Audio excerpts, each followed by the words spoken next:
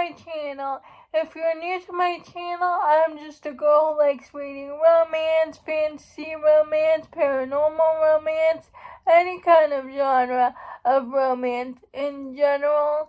And I also happen to have cerebral palsy, and it would mean the world to me if you would subscribe to my channel. Happy Wednesday! I post new videos every Monday, Wednesday, and Friday. Today's video is going to be my thoughts on the third book in the Crescent City series, House of Flame and Shadow. Gush out all my thoughts and feelings about this book, and it's going to be a spoilery thoughts video. I'm gonna talk about spoilers, so in case you haven't read the book, this is not the video for you. And I'm also going to spoil the ACOTAR and the Throne of Glass series, because I can't talk about this book without talking about those series. They are connected. Watch from the book. I'll link their channel down below in the description so you can watch their thoughts on this book. A little. McKay from Oh Hey It's McKay, Jess at Peace Love Books, Rachel from Ravenhair Reader talk about their thoughts and feelings about this book. First of all, I loved House of Flame and Shadow. I loved it. Gave it 5 stars. This is definitely my favorite book in the series. Number 1 is House of Flame and Shadow. Number 2 is House of Earth and Blood. And number 3 is House of Sky and Breath. Talk about the things I loved in this book first. I cried more in House of Flame and Shadow, more than I did in House of Earth and Blood. The first one is when Boone, Hunt, and Bastian got out of captivity in the car. Boone was talking to his friends. He said, "I can't believe you came for me." And they told him, "Of course we would come and save you. You're our friend." I cried in that part. I cried when Bryce went into the black hole. And Hunt needed to get into the black hole to save Bryce, but he couldn't do it without the mech suit. And one of those suits, the driver of those suits, is Shahar, his ex-girlfriend that died in the war. Shahar gave him the mech suit so he can go after Bryce. I was teary-eyed. Hunt got to Bryce in the black hole, and all their friends like Rune, Lydia, Hypaxia, everybody was holding that black hole open just a sacrifice. Because we know from reading this book that Jessica was a human, was a priestess, was the keeper of the books, and she had gotten a curse upon her that she doesn't age. She gave up her immortality to Bryce so that Bryce could live. In that moment, in where Bryce is in the afterlife, sees Danica and the pack of devils, and Lahaba was there with them. Bryce went to get her parents back from Prithian. See that Emperor spent time with Nesta, and she tells Bryce, you're very lucky to have a mom that cares about you. Bryce was like, I know that I'm lucky, because you see in Court of Silver Flames, Nesta didn't have a good relationship with her mom. And when Ember said goodbye to Nesta, and Ember touched her face, and you can see how emotional Nesta was in that moment. Oh, I think that was the moment I cried hardest, because I know how Nesta yearns for like a mother figure in her life, because she was never close to her parents, and just for that one moment she got to experience that with Ember, and oh, I cried so much. Those are all the things that I loved about House of Flame and Shadow. I have 2 gripes with this book, but I'll overlook it because there are so many more things that I loved. One, I believe the battle scene, the final battle, came so easy for the people in Crescent City. I can't help but compare it to Kingdom of Ash, where they fought battle after battle after battle, and they fought really hard, and it was really hard for them to win. Really remember that battle. I just really remember that battle vividly. I feel like Bryce and the rest of the crew, it was so easy for them. Got the dagger, the sword, the mask, and the horn, and it was so easy for them to kill the Asteri.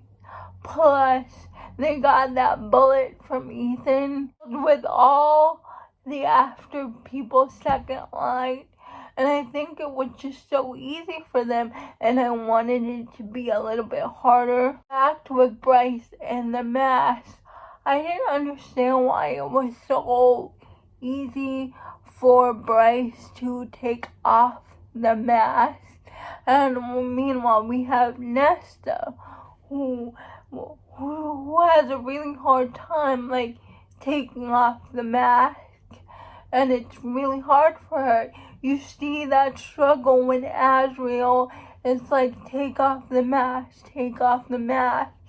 Think of Farrah, think of Nyx, think of Cassie, and it was so hard for Azriel to convince Nesta to take off the mask, and I felt like it was so easy for Bryce to take off that mask and nothing really happened. I wish of House of Flame and Shadow, the battle scenes were more like Kingdom of Ash and A Court of Wings and Ruin. They had the most epic battle sequences. My other gripe with this book is that Bryce and Hunt's reunion scene was kind of lackluster for me. I love the reunion scenes in Kingdom of Ash and A Court of Wings and Ruin a whole lot better than this one. I agree with her. When Bryce got reunited with Hunt, she discarded Hunt's feelings about being captured again. Basically, she kept saying to Hunt to suck up his feelings. I need you in battle. I need the old Hunt. And she never gave him grace. And granted, she apologized in the third half of this book, but I just felt like the way she treated Hunt was unnecessary, and Hunt and Bryce are not my favorite SJM couple because I feel like they always do this to each other. They always do something without telling the other person. It happened in House of Sky and Breath about the Fireborn kid, how Bryce kept that a secret from Hunt, and how in House of Flame and Shadow, Bryce just, when they were in the entrance to hell, Bryce just leaped and didn't tell anybody about it. Hunt and Bryce don't have the greatest communication. That's why they're my least favorite SJM couple. And now I'm going to talk about the connections that I saw throughout the books. Well, they kept talking about phase shifters in this book, and if you read Thorn of Glass, that's what they are, phase shifters. They kept bringing that up. How the Underking was saying he's from the another world. That world he was alluding to was the Thorn of Glass world, and how there were 3 worlds that were able to kick out the Asteri, and I believe that's the ACOTAR world, now Crescent City world, but I believe that 3rd world is Thorn of Glass world. Also, Lydia's son, when Lydia said one of her son's full name, Brannon, I gasped, because Brannon is Dorian, an alien ancestor in Thorn of Glass. Like, I gasped. And not only that, Aelin is able to use fire. That's her power. And when Lydia transforms, she uses fire magic. So I believe Lydia is part of the descendant line. I freaked out. And also, the fact that Lydia gave her son the ring, it's the same ring that Rowan wears in Thorn of Glass. So there has to be a familial connection between Aelin, Dorian, Rowan, and Lydia. I kept saying to people that I find it interesting that both Bryce and Nesta had an 8-pointed star on their backs. Like, even when Bryce opened the gates to the ACOTAR world and gave Nesta back everything, all the weapons, she was like, you have an 8-pointed star on your back. Why don't you figure out what that is? So I believe there's a reason that Nesta has the same tattoo that Bryce does, and I believe she's going to play a major part in the next ACOTAR book, which I pray is about Azrael. And I believe that since we're getting all these hints about Thorn of Glass characters, I believe that Sarah J. Maas is writing another Thorn of Glass book.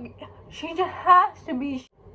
She's adding all these Easter eggs about Thorn of Glass, so she has to be writing another book.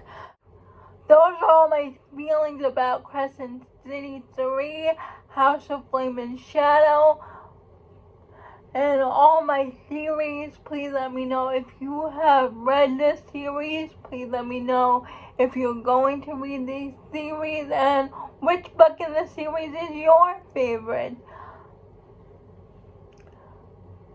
My favorite is Thorn of Glass, ACOTAR, Crescent City.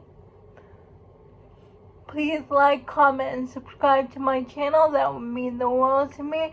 And I'll see you Friday. Bye.